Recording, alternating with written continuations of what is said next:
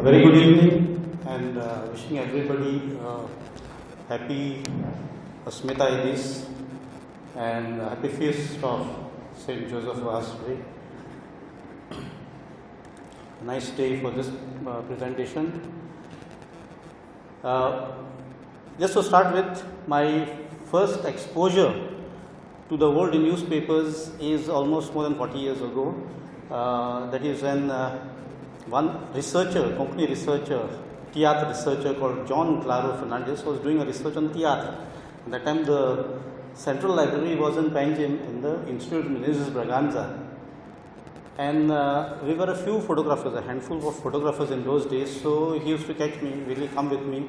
And then I research, if there are any photographs, I want you to photograph them. And I would go with him, spend about 2-3 hours once a week and do this photography. And that's the time I saw these newspapers and I said, wow, this is wealth. And then when that was over, it was a good 30 years when I enrolled for my master's degree by research. I decided to do my thesis on the newspapers.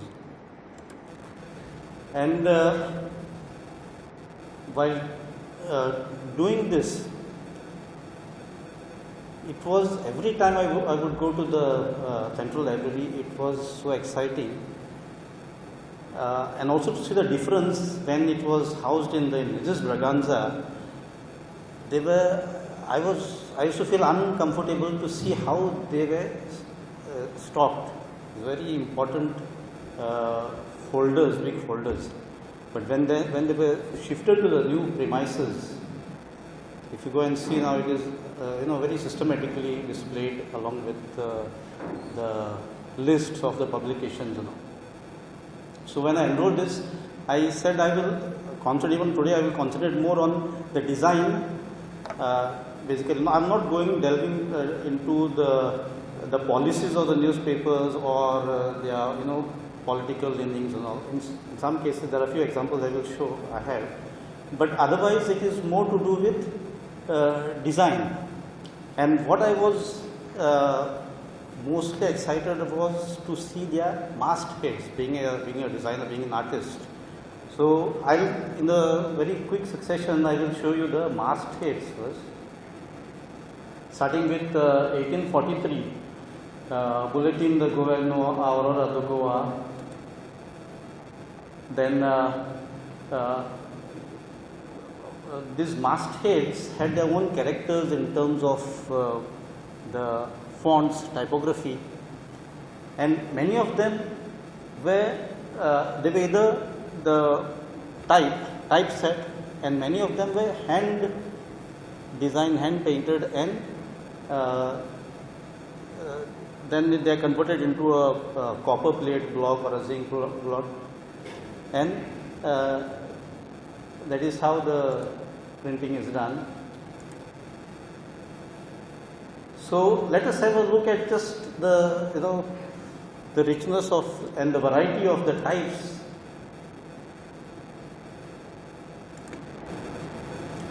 Now here, this Portuguese, the one which you can see over here on top, is a hand designed masthead, which was turned into a copper plate or a zinc plate and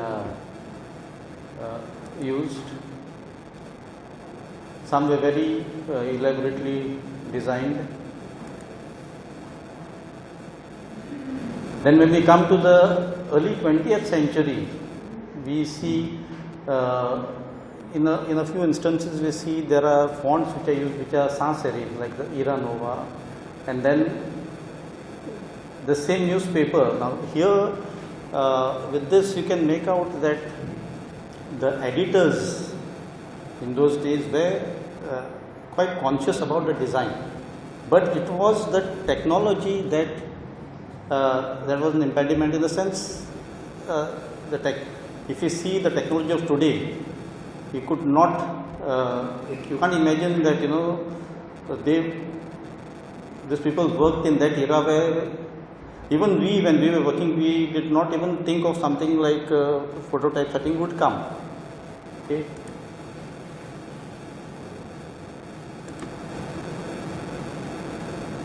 watched the Porvorim, they changed their masthead 4 times between 1902 to 1907.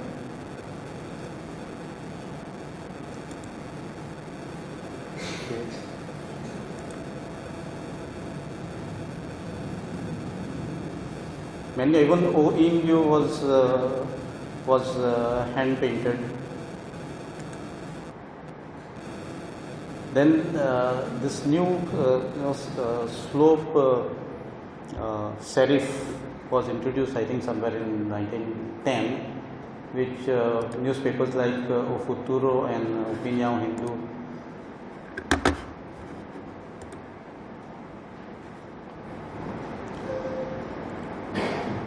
Now these were the newspapers which existed in those days.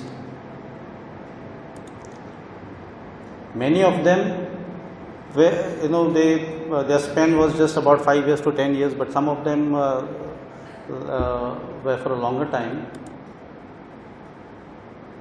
Very interestingly, if you see the masthead of Renovação, it was a bilingual, Navjivan, and gradually the size of the Devanagari type to the Roman style. This was another newspaper, Vidya Prasar, O Jornal. O Jornal was entirely hand designed.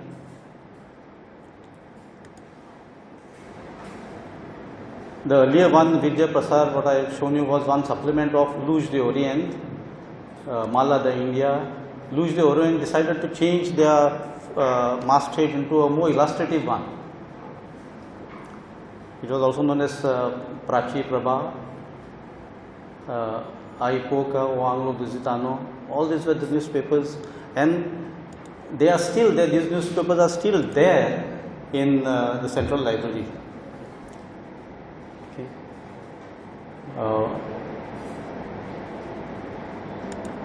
First, let us just see the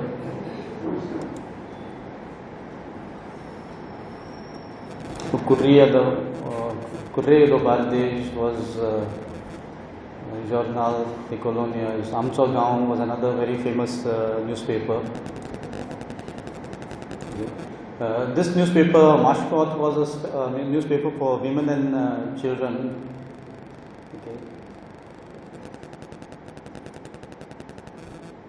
Ave Maria is another very interesting newspaper. It was a weekly which still has a lot of wealth in terms of the Konkani culture and language and theatre.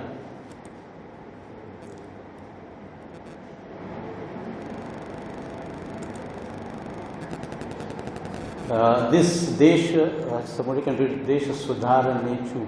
I will talk about this newspaper a little ahead, but these are the Marathi newspapers which existed during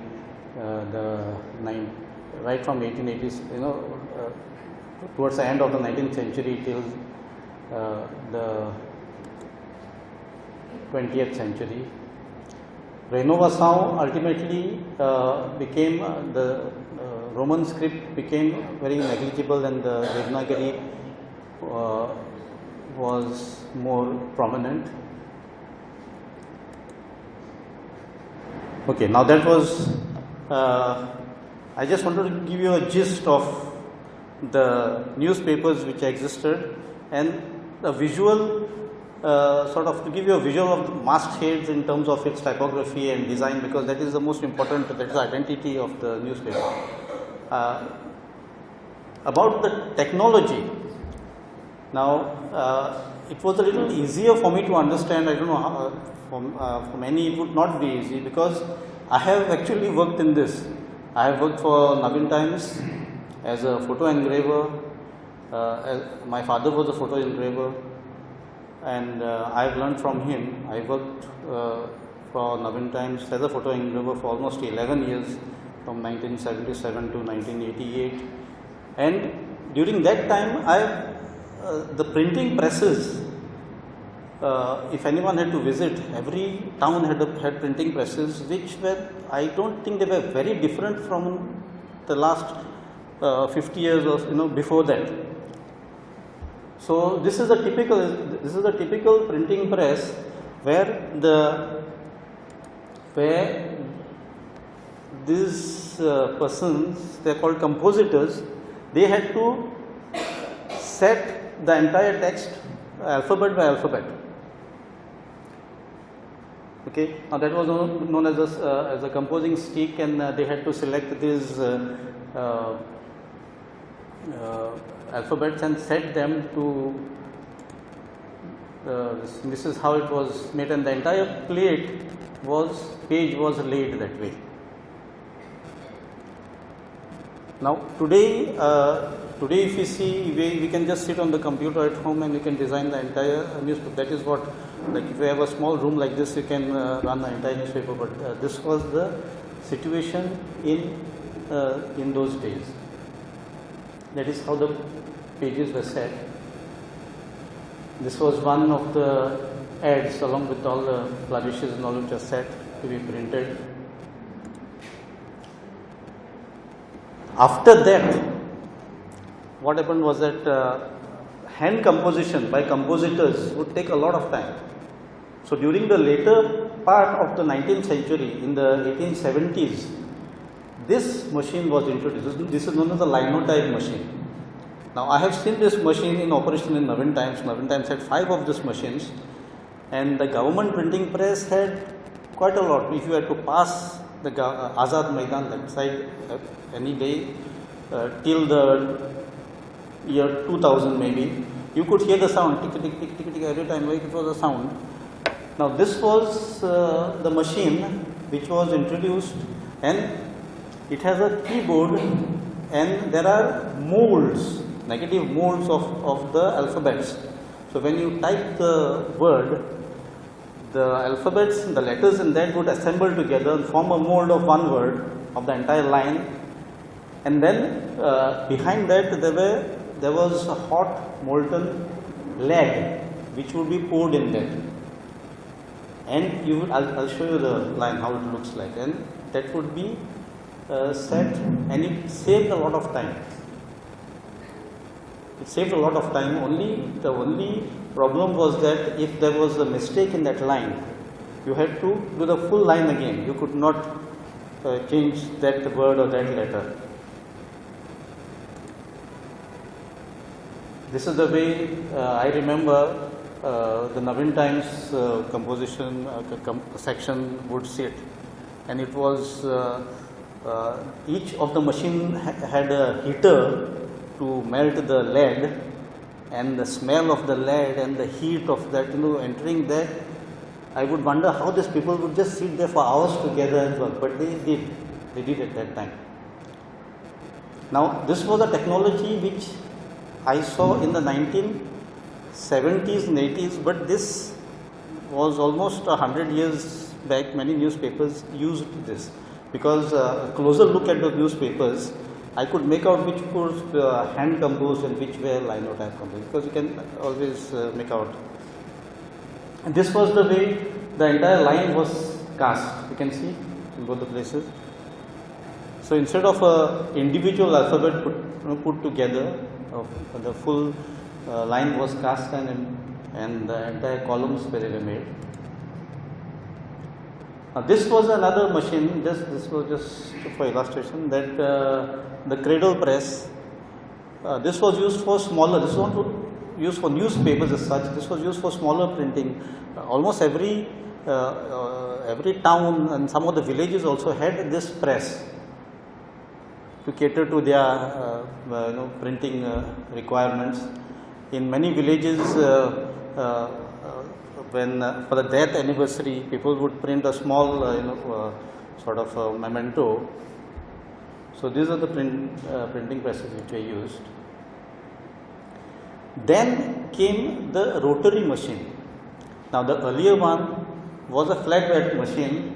You can see in the right corner over here, it is set on, the entire page is set flat, and you can see a roller down, that the paper would be rolled over it and printed.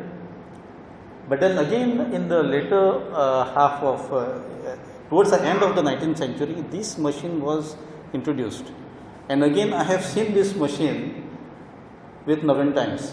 It was, they used this machine till 1985, 86, 87, before they switched on to offset. And the basic principle of this particular press was that to the extreme left you can see, after the page was set, a paper mold was taken. It was a special paper. There was a special paper called flange paper. It used to be soaked, and they would put pressure on it, and the entire detail of what is to be printed would come as a mold, and then they would pour lead into it and create a circular plate like how it is shown in this too. And that plate was mounted, I will just one.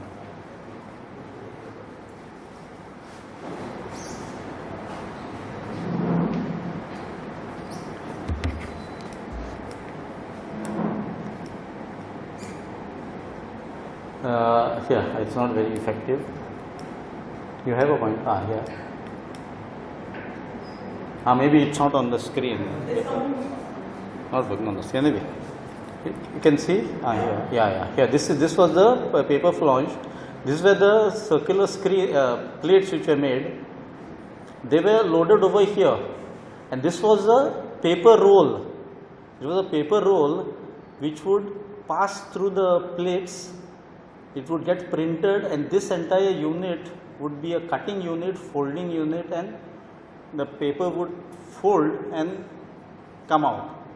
Now this part of technology is still there in the, it is used in the present day machines, about cutting and folding, and the paper comes out folded.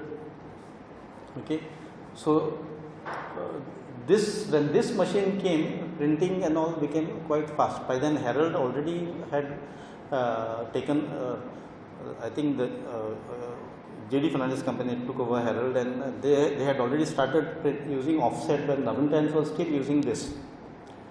And I was working for Naventines when this particular process was going on. And when Naventines switched over to the offset printing, I think I was the first one to operate their new process camera. I will show you a type of camera again. So this was the technology. What I gather was it did not move too fast from the time it was introduced till the 1970s, 80s. Only then it got more revolutionized in terms of getting in more effective things in the printing technology. Now I am showing you this slide just to give an understanding that I am talking about halftone now. That part is about printing. There was a question of printing photographs, halftone photographs. Halftone, if it's a portrait, like there are grays, and when there are grays, there are any printing technology till today cannot print gray as a color.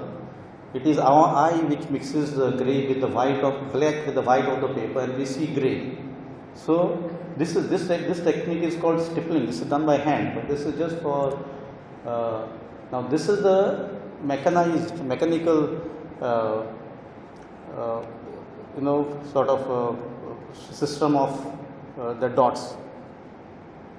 Now you can see the lighter areas, the dots are a little apart from each other, and the dots come closer where the tone gets darker and darker.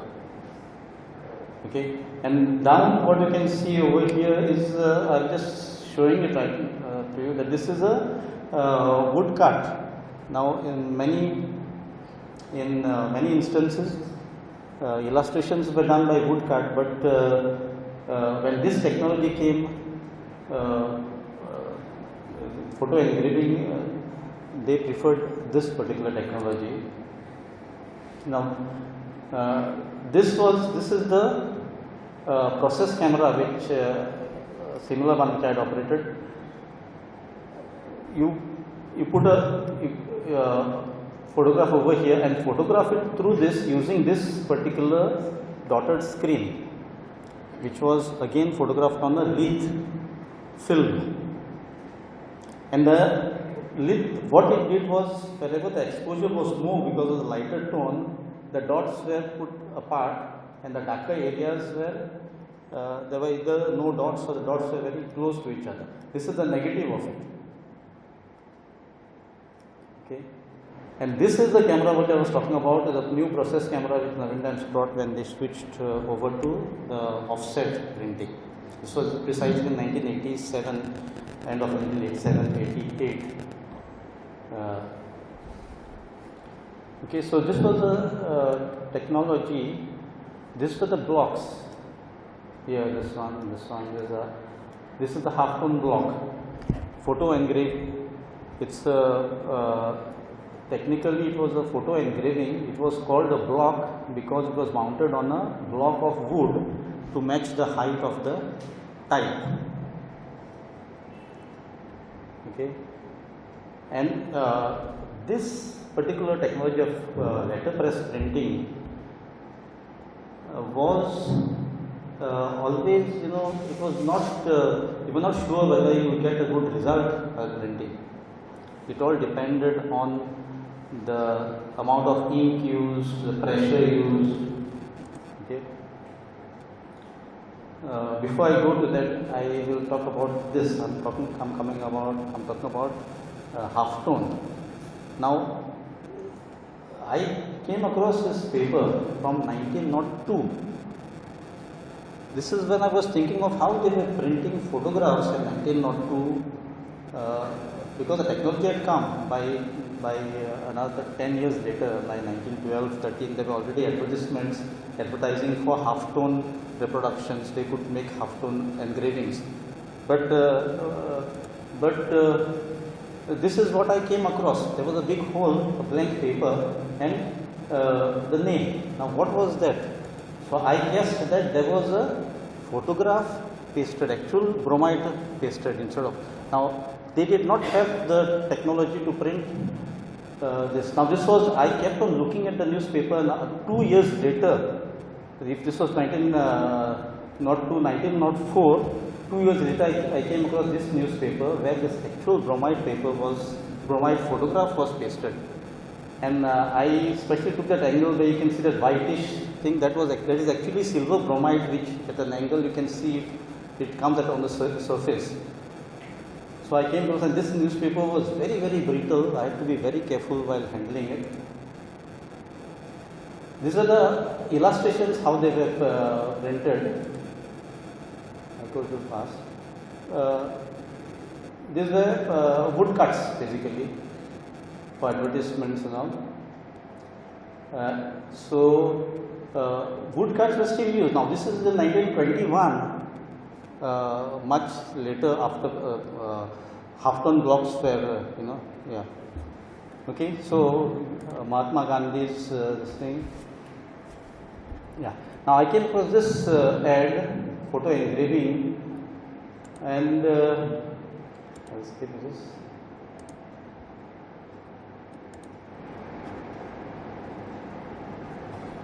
So, by 1929, actually during that time they started using this technology more effectively, but still there were many newspapers for which it was not very effective. There would be a lot of smudges.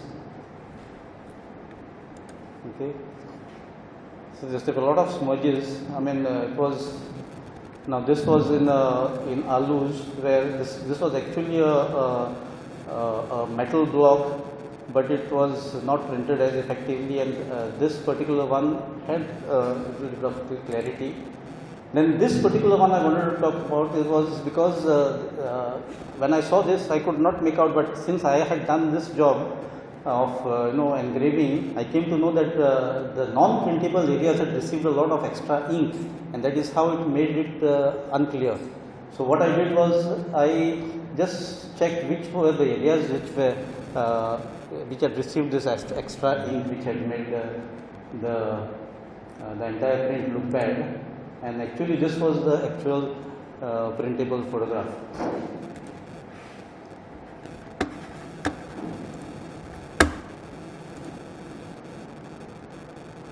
Here another peculiarity I wanted to talk to you about is that way back in 1906 I came across this newspaper, which you can see this part over here. It was printed in gold. They actually used gold. Now this was they wanted to greet the people for Christmas. So they actually used gold dust to print. Then another intriguing thing what I came across is that there were these spaces which were reserved. Now it said reserved for so and so, reserved for for advertisement. They just left the spaces blank and just said they were reserved spaces. And then there was a newspaper which kept a place, editorial space open, and I was trying to find out what it was, and I found a small, I don't know whether it is related to that blank space, but it said that television has been found, the experiments carried in television. This is 1929 we're talking about. So I thought it would link whether they would not need newspapers anymore because television was invented. This was a public order, but which was left blank. These are very interesting things which came across. Another, O Bharat, I saw the entire middle column, up to column was left blank. And then I thought of just reading the first paragraph of that, and to see if there is any link. It is in Portuguese. I used Google Translate to translate it, and it just said that in the previous Bharat, that there was a dispute of building the bridge, whether the Porvorim bridge should be built first or the Kortali bridge. This is 1921 the debate was going on. Reserved.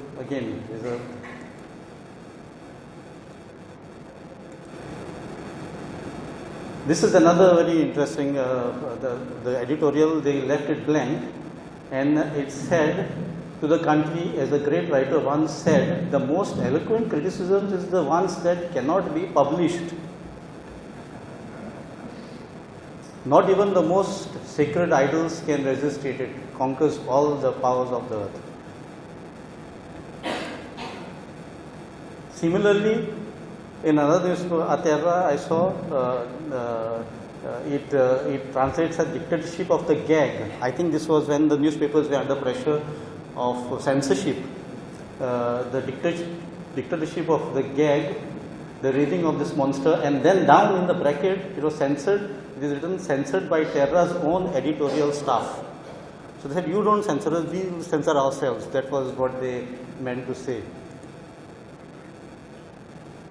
And of course, this I put because exactly 100 years, 1925, and only one in Ave Maria, I came across these two advertisements, which were for Konkani cards and all. And here it is, I can use the cursor also. It's okay. Then I came across this when they were the consciousness of beautifying the newspapers came. They were very limited, flourishes which could be used. And here, if you see, this looks like a design, but they are actually the letters, this A, U, and A, used horizontally, which looks like a design. This was a decorative type which they had. Okay. These are the flourishes which are used in Terra. many others use also, but I found them more in Aterra than in Ultramar also. And this was the first issue of the Herald, first year and the first issue. And this is the 45th issue of the Herald, O Heraldo. Now, I'll just take 2 minutes to talk about this newspaper. Now, when I saw this newspaper and this, I saw there something was different about this particular newspaper, this one. Okay, and then a closer look at it, I realized that this particular newspaper was handwritten. It was not phototyped, it was handwritten. Now, if you can see, each of the alphabet is different, it was handwritten. And then what technology they used in 1877, because I saw in 1980s, somewhere in the 1880s, I visited a press in Belgaum, and I saw they were actually, they had a newspaper had one supplement in Urdu. So they were writing this Urdu on gateway tracing paper. And when I asked them why they were doing that, they said we don't have the type and not typeface or anything. So they were so write, and this was printed by lithography. If it is handwritten, the only possible printing technology it can use is lithography. So it was transferred on, now there is lithography plates, but in those days it were litho stones. So transferred on the stones, and then it was, and now these are a few of the layouts. They're talking about layout. Initially, way back in the 19th century, they just had 2 columns, very dry.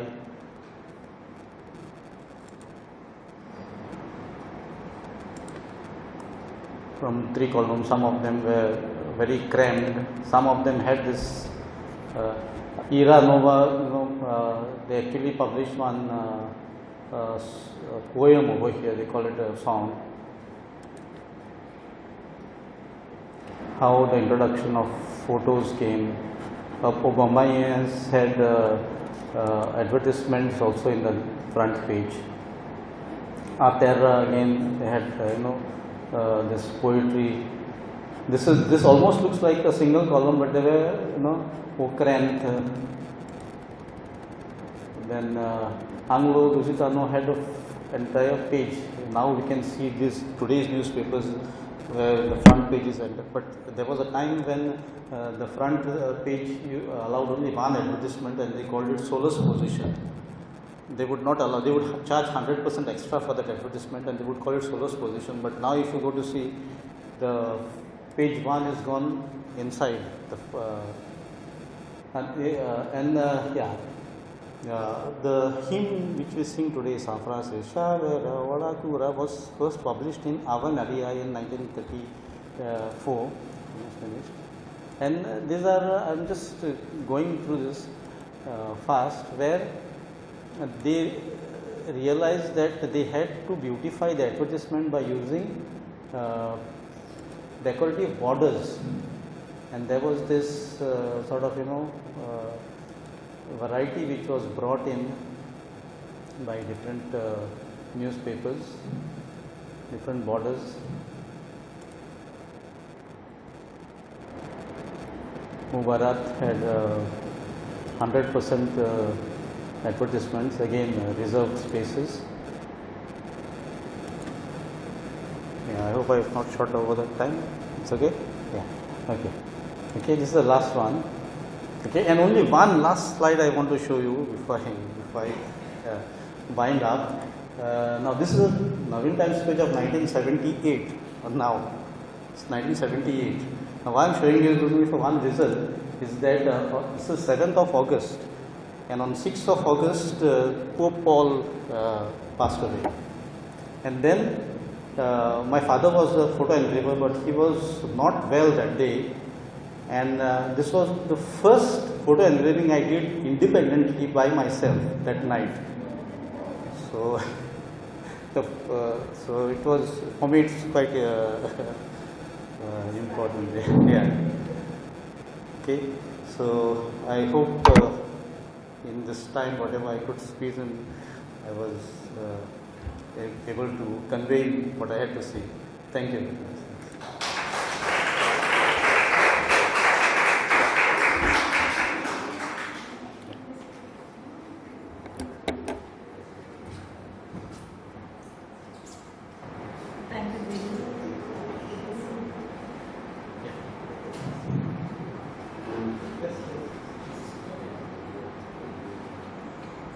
Yeah, I think we all agree that that was a very enlightening presentation.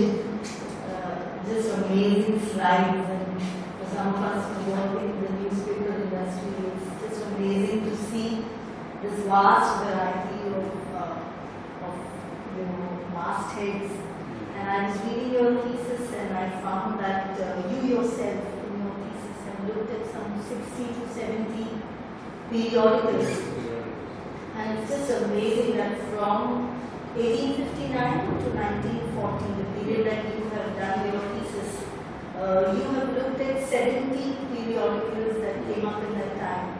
And I think that P.R. Roberts, who was the ex-librarian, she says that there were some 300 periodicals that were produced in the 19th century, 19th to 20th century. I think Schoenberg himself says there were 150 periodicals. So that was the level of the output that was produced. I also read from your paper that from 1859 was when the first private printing press, the O.I. Jumari, was started and the newspaper began. After that, the statistics of some academics show that most of the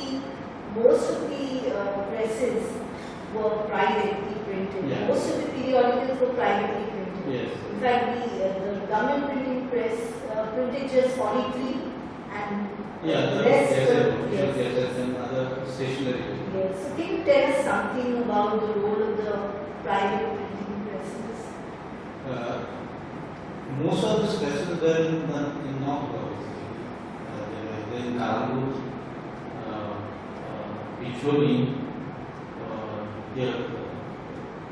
Picholi, Kalamur, Masa, Asagam. These are the areas where the printing presses were. And there was one in Malta also. In Malta also there were presses. But as you said, most of them were privately. But most of the production was by them. Yes, that is what at least in my, I went through all the signatories were there. Nothing, it was not government sponsored. That is what I got. So it just shows the amount of enterprise and the amount of... that was the technology of the day, because hungry for news, they wanted the news.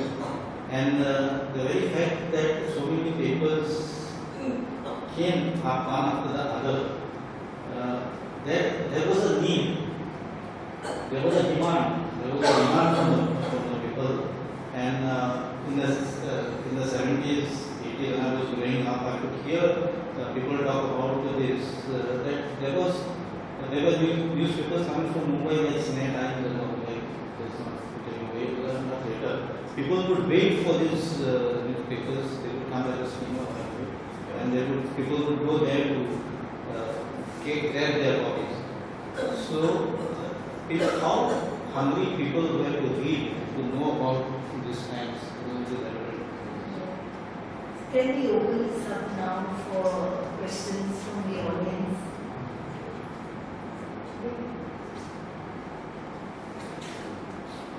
Any questions?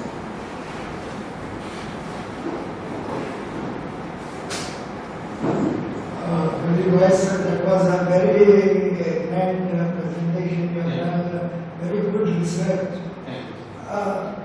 Besides you, I remember one lady has also taken a look at the historical newspapers and taken a look from a cultural point of view. Dr. Lutz,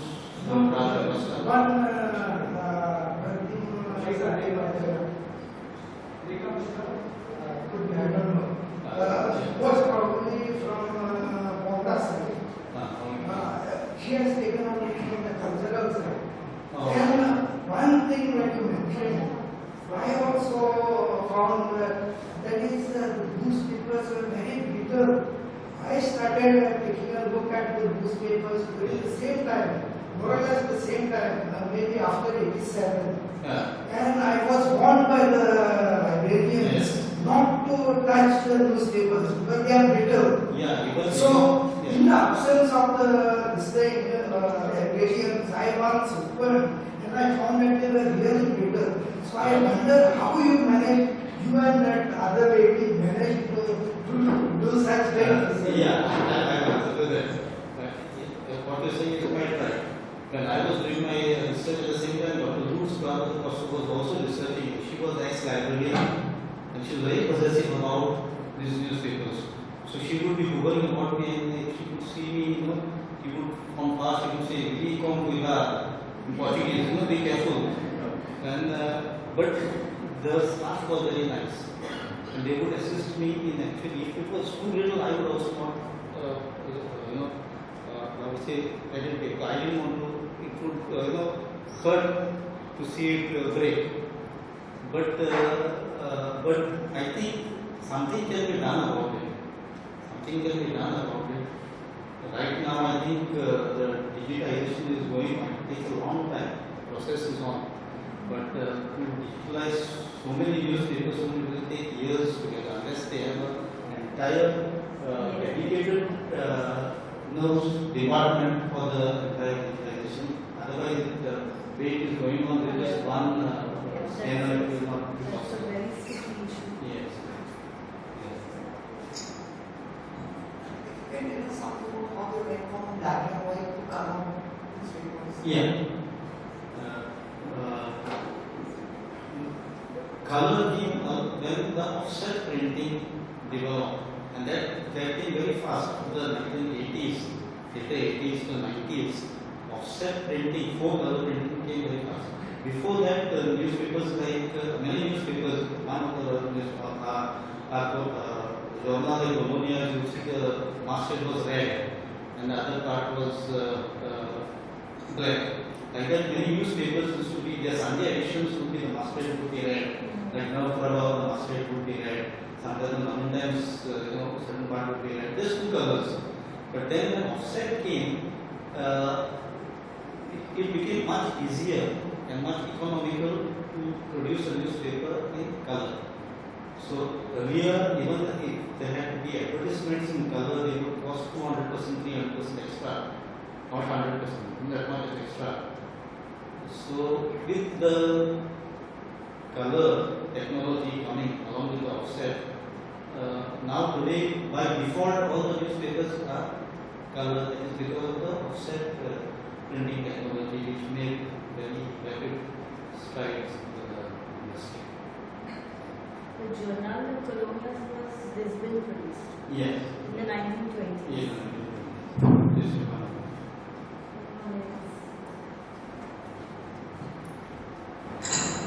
Thanks, Dr. Ganesh, for a very interesting presentation. Because a lot of the work was done by hand in the late 19th and early 20th centuries, it suggests two forms of labour. One is just broad work of, just the physical labour of placing the letters and so on, right? But then the other form of labour that is suggested is the artistic labour, right? So it suggests a certain amount of training or even artistry. Does your research extend to, or in the course of the research, were you able to find out more about who it is that did these different forms of labor? I think there's a scope for going deeper into this research. Or you meant to say how they were trained in the arts. As far as I know, most of them were self-trained. In the sense, there was, unless it was completely technical, like my father was trained in Mumbai in Times of India for photo engraving. That was 1950. That was very technical, so nothing artistic about it. But this, I know people working in presses in the 1970s, 80s. Some of them were, special people because they knew how artistically to use the border, how to choose the right font, the right size, and also the printing press owner would point to him, consult him. So they were basically they did it by their own, they were self-taught and by their own instinct. But in the 1880s or in the 1920s, who would do the blocks, the metal blocks, the artwork? I think that came in 1920s. Yes. As I It said, was the College of Art. no. There are hand engravers, woodcut artists in Goa, but many of them depended on this artists, this craftsmen from Mumbai. Mumbai was the closest. So these are the two big two centers which were people.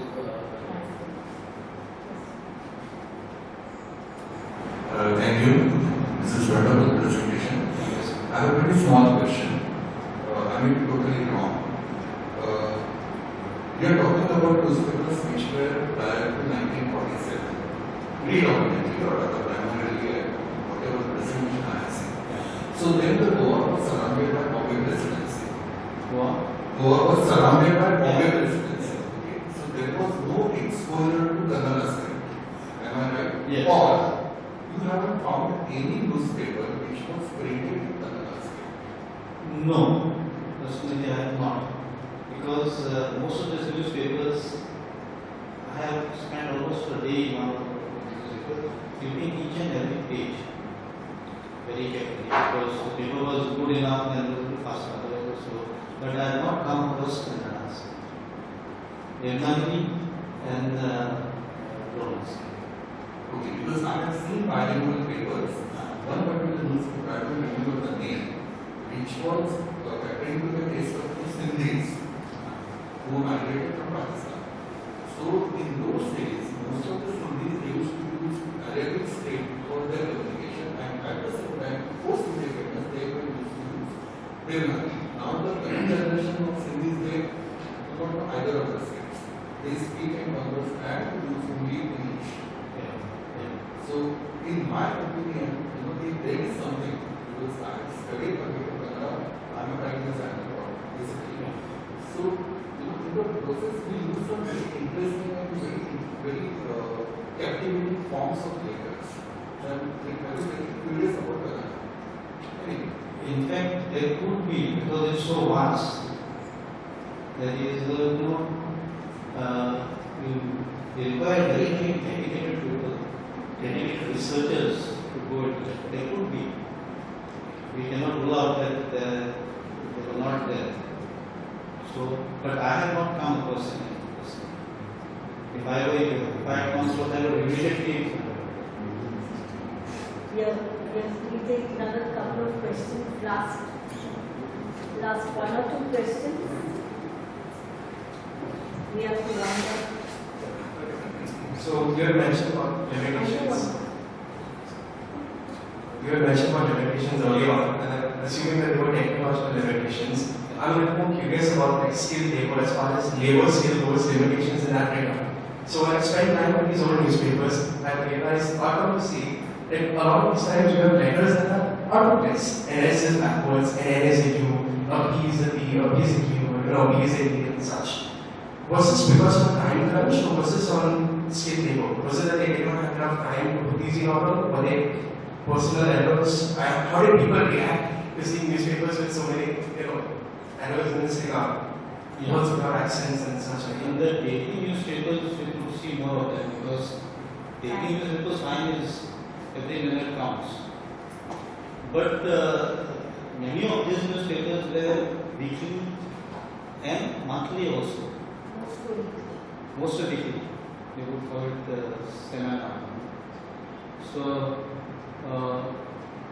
yeah, that can happen also, because labor also, if there were novices, learning trade, that could happen because of that also. Thank you for this very rich visual history of the newspapers. What I'm interested to know is the relationship between the editor and the compositor. So in the early times when things had to be set, so would the topic editor maybe go around to say how you edited a piece of news? Like in the brief stint that I had in the newspaper, you could you see that sometimes the compositor would take his liberty to just drop off the transparency and place the news over there. And then the editor, some editor would come to say, no, this is not what I meant. You put this line in, whatever. So, but today we do everything, I guess, digitally, and things are arranged very differently. So, what is this relationship between the editor and the compositor who set the time over there? And how did they work? Is there any insight? Yeah, there was between the editor and the compositor was the proofreader.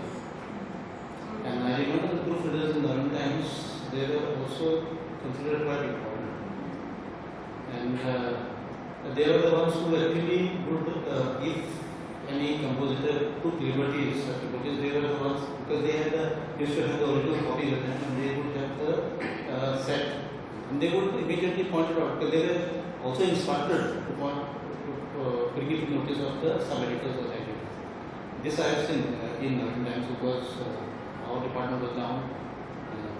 Top floor was the proofreader sitting, and I knew most of them. They would, and then immediately if something was totally different, they would even shout at them indirectly. What are these people doing? Can't they read this? Something like that. So they would do that. Now they take a dummy and they sign it off, so that there is no shame. So, are there any more questions, or shall we leave it for the discussion later? Was there any sort of censorship because it was a Portuguese rule and everything? So maybe there was a topic of censorship. Yes. It came in late, so Maybe I can Yeah. In fact, some of the newspapers, 2-3 places, there was one place where one newspaper left a blank space, and they said, what is that? The most eloquent criticism is, I'm not saying anything. So it was a sarcastic sort of censorship which was going on. One place we came across, they said the censorship of the dictators, the gag of the dictators. They again left it blank just to make a point that we are being gagged. And then there was a line down that it was censored by our own staff. Like we will censor ourselves, don't read your censor. That's sort of the tone they were. So they were better. But there were multiple periods of history. So from the 1820s, when there was a liberal government in Portugal, that was when the newspapers began functioning over here. And we read some of them, they are scathing in their criticism of the government, absolutely scathing. So it means that there was a vibrant discussion. Okay, I think most people mistake what happened in the 1930s under the Salazar government. So that was when you really had, but the periods are very different. So you can't speak the whole 451 years in one verse. No question, but very good. Can we have second part of your lecture? No, whenever. I may be more focusing towards the illustration and its development. Yes, I did. In fact, that I want to work. Exactly. In the recent years also. And recent years. Then you have to research. No, in fact, when I was doing this, my guide told me to stop at 1940s. And he gave me a nice reason for that. He said, you take it up for doing a PhD, take from 1940 to 1980. That is because 20 years this side of the liberation and 20 years this side of the liberation. Just before the liberation and just after the liberation, you could see a transition.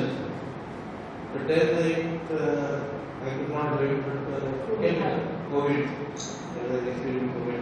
But it will be interesting if anybody wants to work in that area and that period, it will be very interesting. I think rivalry is.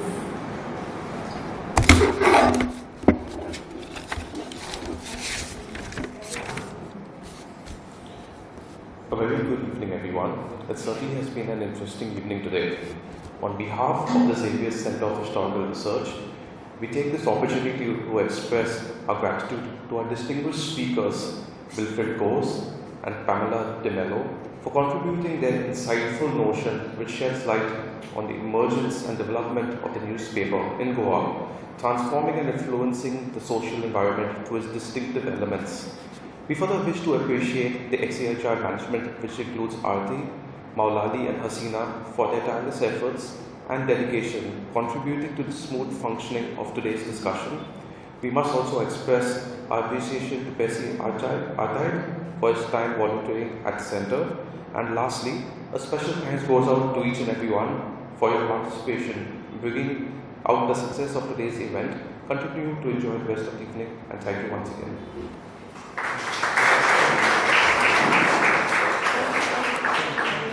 I just want to say, since there was so much interest in this topic, and Willy is a bit too shy to say this and self-promote himself, that this is part of his book that's being published by Goa 1556. So be ready that we look forward to the light of day. And also the other thing I want to say is that about the upcoming events over here, on the 5th of February, we will have a discussion on Lusophone Goa, a book discussion over here and launch.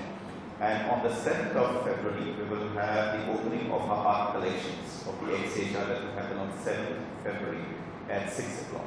And later on, again, 27th February, we also have the release of Appetite, a new anthology of short stories from Goa, edited by Tino Tissa and Shiv Ranjana, in which Pamela has a story or writing too.